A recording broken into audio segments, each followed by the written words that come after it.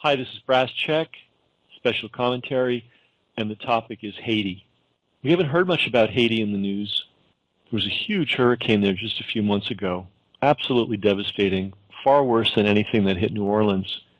Luckily, it didn't hit the main city, Port-au-Prince, but it hit a lot of cities in the western part of the island and just absolutely devastated them. Even worse, it tore through the countryside, where the majority of Haiti's civilians and citizens live. The people that live in the countryside are peasants. And what do we mean by a peasant? We mean somebody who they grow it, they eat it. That's where they get their food. There is no supermarket. There are no food stamps. And if they lose their crop, which they did, if they lose their farm animals, which they did, they're in a very dire situation. If they can't get a new crop in for the spring, it's even worse. So are we hearing anything about this in the news at all? And the answer is no. The question is why? Well, part of it is the election. That just sucked all the oxygen out of the room, and the only topic fit for discussion on TV were people's opinions about, do you want brand A or brand B as president? And that's all that was talked about for nearly 6 months. I think another reason that we didn't hear about Haiti is the chief cheerleaders. Last time Haiti had a difficult situation after the earthquake were the Clintons. And the Clintons have been caught red-handed robbing Haiti. If you live in New York or you've watched the news carefully, you know that Haitians show up at the Clinton Foundation regularly and protest. They want to know where all the hundreds of millions of dollars the Clintons raised went, because it sure didn't go to help the people in Haiti. We know that the Clintons and their friends built a luxury hotel in a southern city that was not affected by the earthquake at all. We know they also helped finance a garment factory in the far north of the island where there was also no earthquake damage. Great money-making businesses for somebody, but not the kind of help that Haiti needed. So why else is Haiti not being addressed? You have to look at the history of Haiti and the United States, and it's not a pretty one. There were two major revolutions in the Western Hemisphere in the 1700s.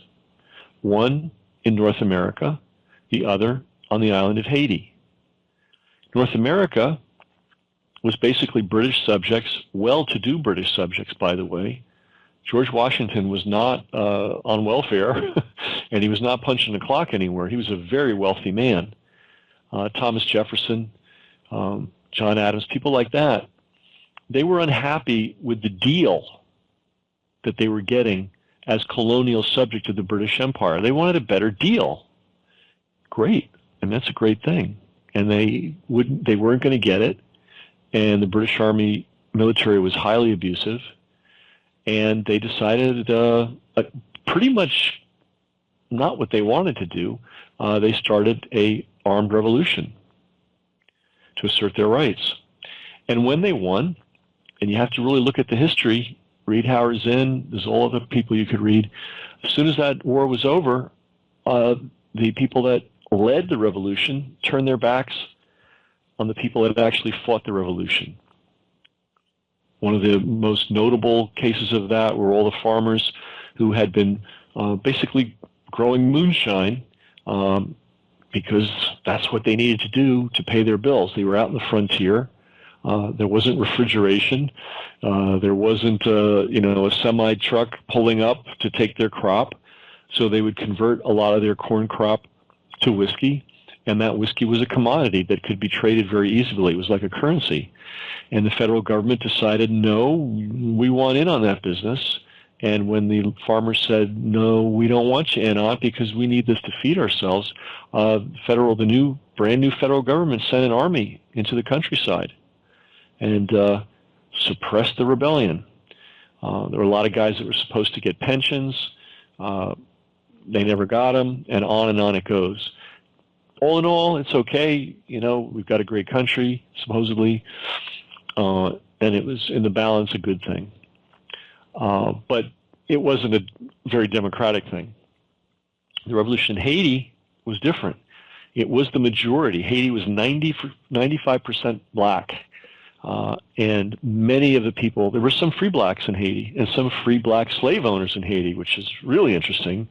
How do you do reparations when the slave owner was black?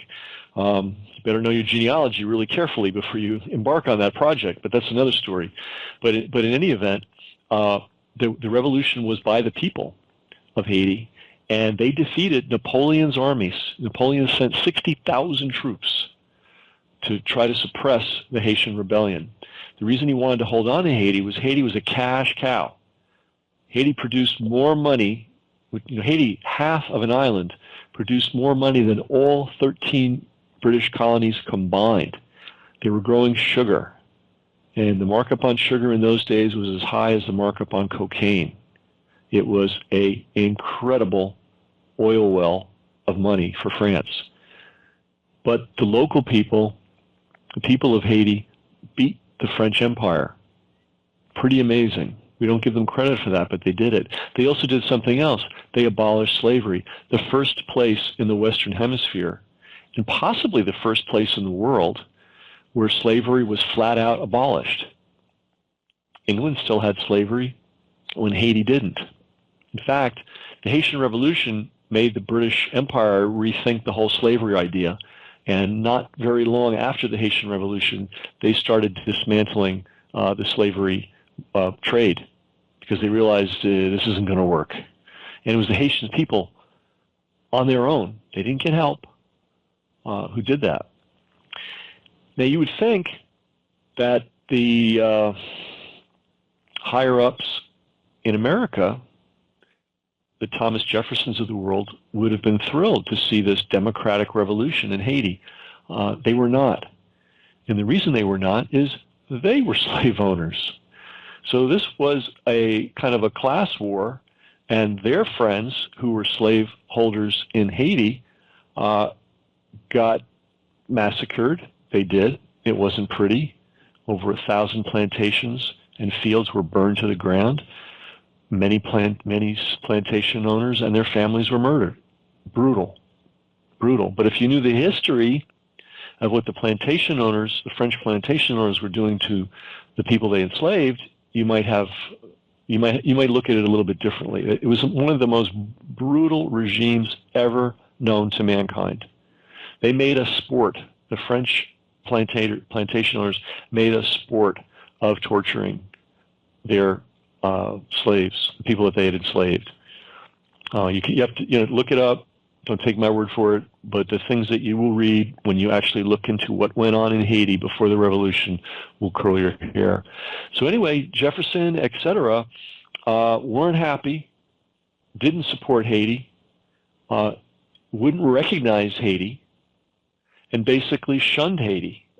And that attitude, which started in the 1800s, continued throughout the entire 1800s. It never was reversed. And it continued throughout the entire 1900s. It's never really been reversed. Everything bad and evil and dirty and spooky that you can imagine is attributed to Haiti. And what is Haiti? Haiti is a bunch of very hardworking, God-fearing people, very religious, very spiritual people, very self-reliant, very hardworking.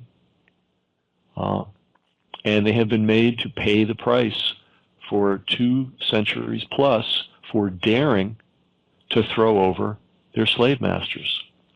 So that's another reason why Haiti is not in the news as much as it should be, why there's little sympathy shown to Haiti, why people like the Clintons can go down to Haiti and rip the country off blind and nobody up here really cares. I think people would care if they knew, but the news media, they're not going to tell you. They're not going to. Who's going to tell you the story? CNN? Fox? But that's the history. This is just the plain facts. I'm not adding anything to it. So, dire situation down there. I know in every group there's always a percentage of people that are in the habit of helping others. And here we are in this holiday season, and there are definitely good organizations you can help. I think Brass Check listeners know by now that you do not send money to the Red Cross for anything.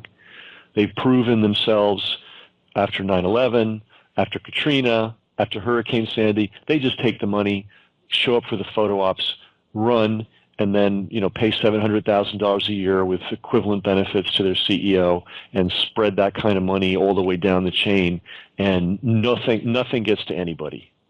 I saw it 3 times. I saw it after 9/11. I saw it after in Louisiana, and I saw it in Sandy. And in Sandy, I really took my microscope out, and I really tried to find the Red Cross. I tried to find anybody in Staten Island or Brooklyn who had anything good to say about what the Red Cross was doing. And what instead, and if you've been watching our videos, you might have caught this one, the borough president of Staten Island actually went on the news and said, do not give to the Red Cross, which, by the way, the Haitians are also saying, do not give to the Red Cross. And, of course, I don't think there's anybody listening to this that would give to the Clinton Foundation, but do not give to the Clinton Foundation. No, they don't even have any favors to trade anymore, so it's pointless. Who do you give to? Well, medicine, Doctors Without Borders, always reliable, heroic, courageous people. They'll take medical units anywhere into war zones, and we've had some cases where they were, murdered by accident by our own military in Afghanistan. They still go. They're amazing people. They're very efficient with their funds, and they bring emergency medical care to the most dire situations on the planet. And they're in Haiti, and they are well worth supporting. Oxfam is another good group. They're straight up. They bring food to people who need it, period. They do it all over the world. That's all they do. They're very effective in taking the money and applying it to what's needed versus certain organizations that raise money and half of it goes back to the administration. They don't do that. There's a local group or a locally based group that's been in business for years called LAMBI, L-A-M-B-I, and it's lambifund.org, L-A-M-B-I fund.org. Look it up. Do your own due diligence. I give them money. Ned Sublette, who's a good friend, who's an expert on music of the Caribbean and culture of the Caribbean, is an endorser of them.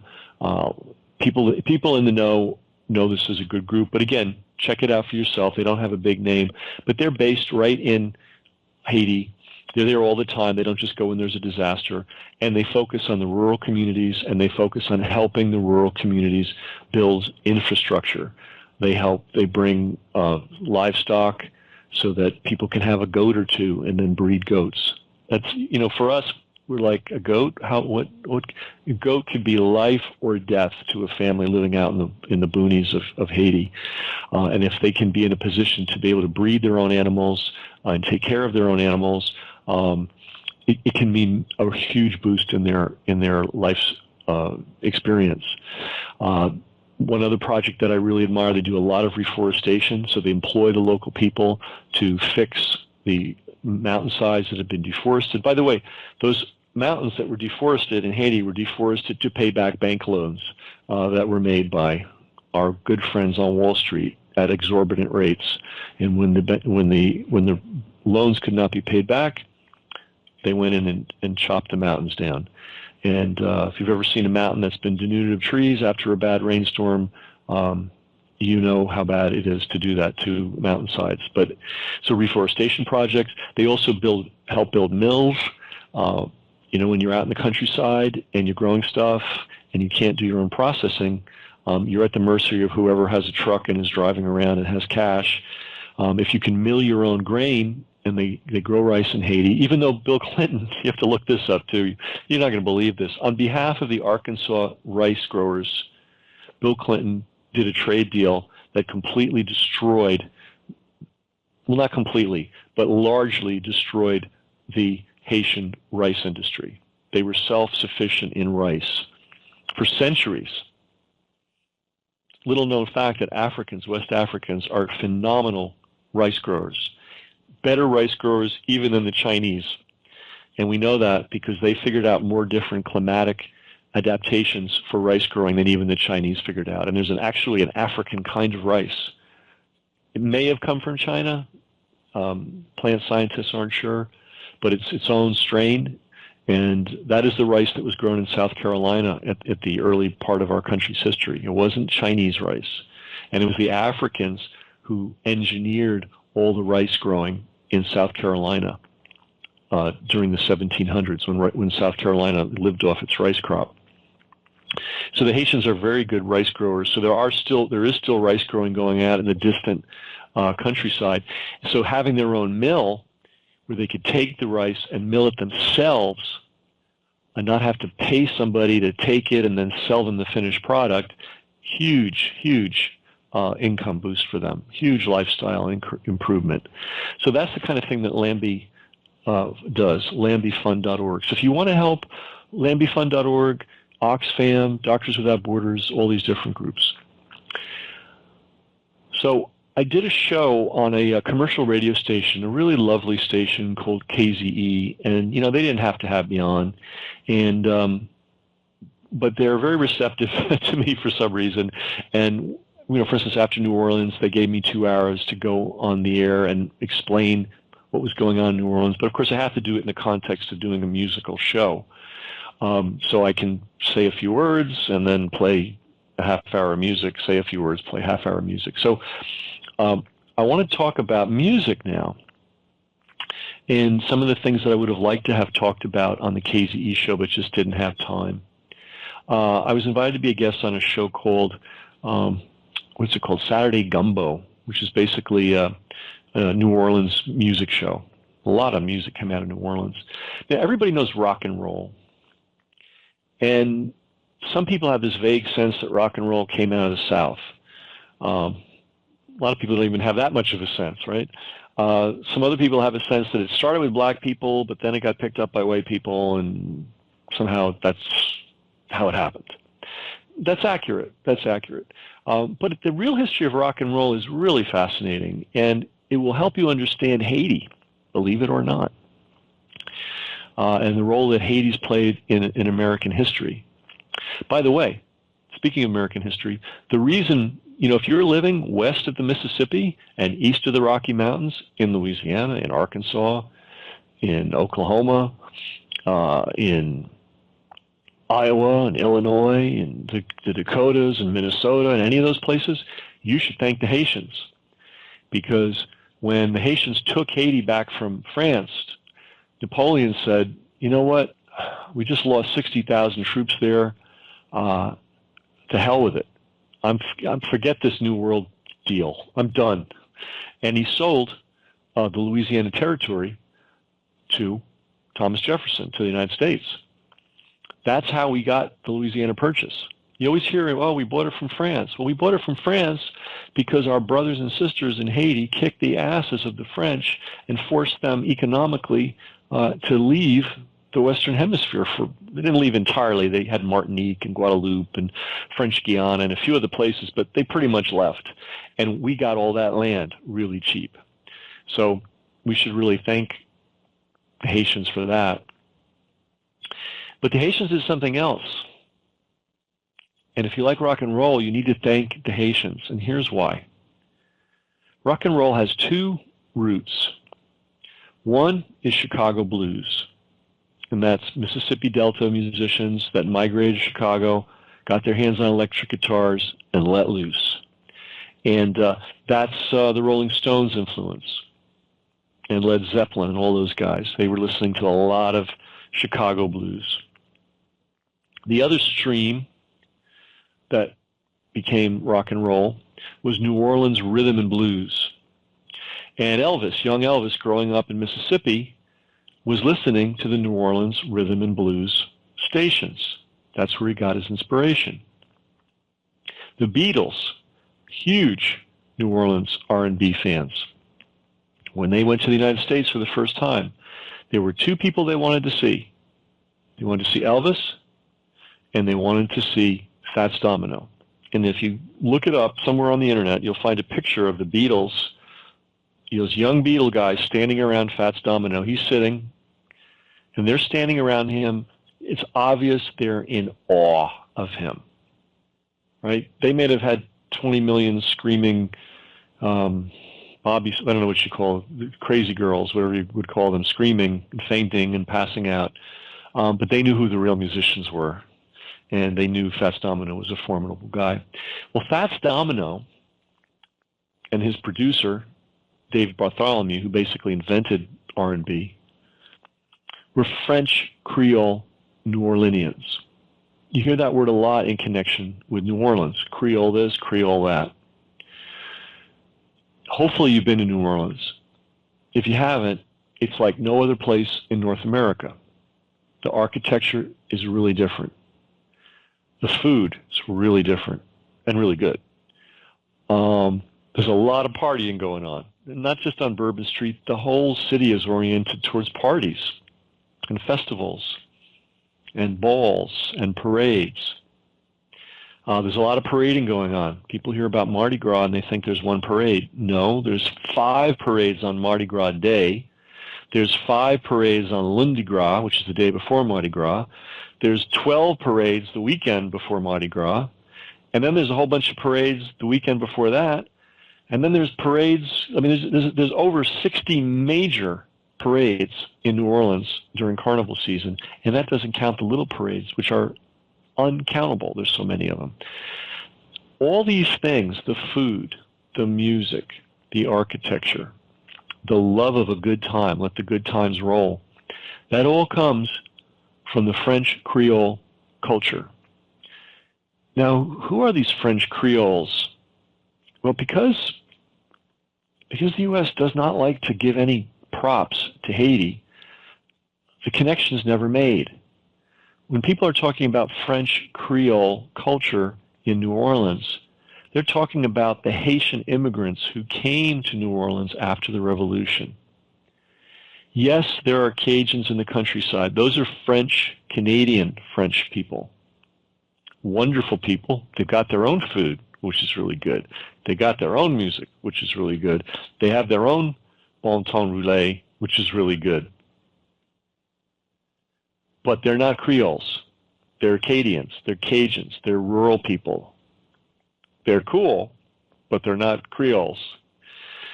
Now, Louisiana was founded by French, but the French that founded Louisiana were not Creoles. They were, well, let me just be blunt. Paris opened up its jails, put its criminals and prostitutes on boats, and sent them to colonize, to populate the fledgling colony of New Orleans way back in the early 1700s. It was not the flower of society that started New Orleans. But what happened was, after the big Haitian Revolution, a lot of people fled Haiti because it wasn't just a war, it was a wipeout. I mean, the whole island was completely devastated, and in some ways it has never recovered. That's how all-encompassing this thing was. Now, I mentioned before there were some black slave owners in Haiti. There were some biracial or multiracial slave owners in Haiti. They had their own enslaved people. They had their own wealth. It typically what would happen, and basically they all left. Everybody left Haiti. It wasn't like it wasn't like Cuba where some people left and some people stayed. Anybody who wasn't a country person or wasn't dirt poor got on a boat and got the hell out of there because it was mayhem. And the people with money who were white went to Baltimore, Philadelphia, Wilmington, New York City, Boston, those kinds of places. The people who were black and multiracial tended to go to eastern Cuba because eastern Cuba is really close. They settled in a city called Santiago de Cuba. They completely transformed it. It was a rat trap when they got there. Unpaved streets, no street lights, just a frontier mud bath, right? So they built an opera house. They built fine houses. They brought that. There was a very lavish lifestyle in Creole Haiti, which was then called Saint-Domingue. They were rich.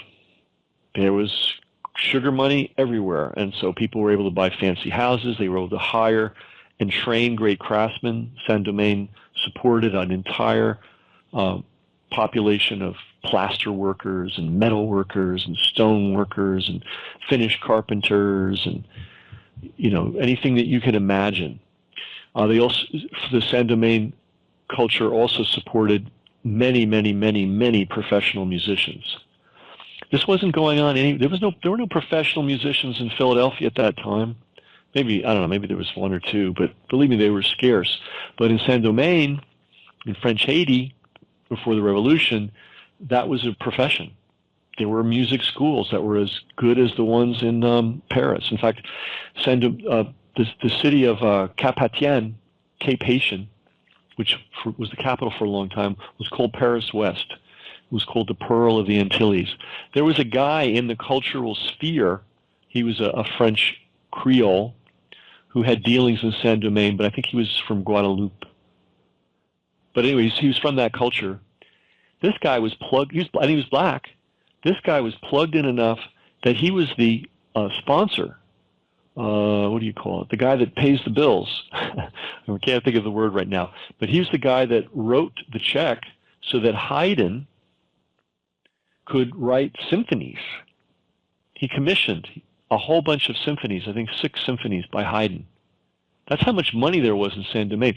So this culture of art and music and architecture and food and parties and parades and all this moved from Saint-Domingue, Haiti, to eastern Cuba. And then the Spanish kicked those people out after a couple of years, and they all went to New Orleans. And there were so many of them that the French Creoles from Haiti doubled the population of New Orleans overnight. And they had way more money. Even though they'd gone through the mill with that revolution, they still had a lot of money left and a lot of smarts. They knew how to grow sugar. People may think that New Orleans is all about cotton. Not really. It was a cotton port. But what was grown in Louisiana and what made the money for the Louisianans was sugar. And they learned how to grow sugar from the Haitians. They learned how to eat well from the Haitians.